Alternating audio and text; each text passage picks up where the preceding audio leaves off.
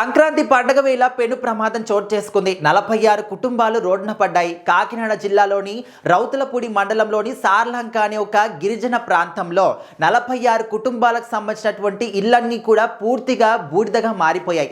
అయితే ఈ సంక్రాంతి పండుగ వేళ సరుకులు కొందామని చెప్పేసి తల్లిదండ్రులు కావచ్చు, పిల్లలు కావచ్చు, అందరూ కూడా కలిసి సంతకు వెళ్ళారు. అంటే నార్మల్గా మనము గిరిజన ప్రాంతాల్లో ఉన్నటువంటి ప్రజలకి ఎక్కువగా ఈ సరుకులు కొనే సంతలు కావచ్చు, లేకపోతే దుకాణాలు కావచ్చు అందుబాటులో ఉండవు కాబట్టి వారంలో ఒక్కసారి లేకపోతే పండుగలు వచ్చినప్పుడు ఈ విధంగా అందరూ కలిసి ఒకేసారి సంతకు వెళ్ళి సామాన్లన్నీ కూడా తెచ్చుకుంటూ ఉంటారు.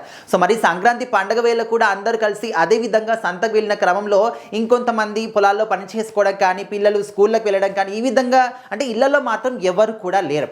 సో అలాంటి సమయంలో ఇక్కడ షార్ట్ సర్క్యూట్ వల్ల ఇక్కడ ఉన్నటువంటి గుడిసెలన్నీ కూడా అంటే ఒక్క గుడిసె అంటుకున్నటువంటి ఆ మంట మిగతా గుడిసెలన్నిటికీ కూడా వ్యాప్తించిందనమాట. అది కూడా గ్యాస్ సిలిండర్లు లీక్ అవ్వడం వల్ల ఇంకా మంటలు అనేవి ఎక్కువగా అయిపోయాయి. సో ఆ సమయంలో ఆ గుడిసెల్లో ఉన్నటువంటి వాళ్ళు కొంతమంది భయానికి గురై అందరూ కూడా బయటికి వచ్చేసారు.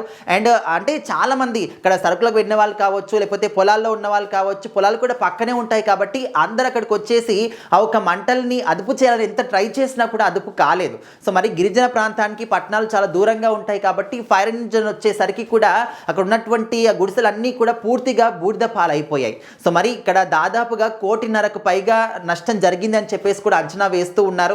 అక్కడ ఏరియాకు సంబంధించినటువంటి ఎమ్మెల్యే కావచ్చు, అధికారులు కావచ్చు, ఒక ప్రాంతాన్ని అయితే ఇక్కడ పరిశీలిస్తూ ఉన్నారనమాట. మరి ఖచ్చితంగా ఒక నష్టపోయినటువంటి గిరిజనులకు ప్రజలందరికీ కూడా ఏదో ఒక రకంగా సహాయాన్ని అయితే అందించాలని చెప్పేసి సహాయ శక్తుల ప్రభుత్వాన్ని కూడా కోరుతూ ఉన్నారు. బట్ ఈ యొక్క సంక్రాంతి పండగ వేళ గిరిజన ప్రాంతాల్లో సో వాళ్ళకి ఇది ఒక తీరని నష్టం అన్నమాట. పెను ప్రమాదం చోటు చేసుకుంది. అంటే ప్రాణ నష్టం ఏది కూడా జరగకపోయినప్పటికీ ఆస్తి నష్టం మాత్రం జరిగింది అని చెప్పేసి వాళ్ళు కన్నీరు మున్నీరుగా విలిపిస్తూ ఉన్నారు. మరి గవర్నమెంట్ తరపున ఇలాంటి సహాయం అందిస్తారని చెప్పేసి అయితే వెయిట్ చేస్తూ ఉన్నారు. చూడాలి.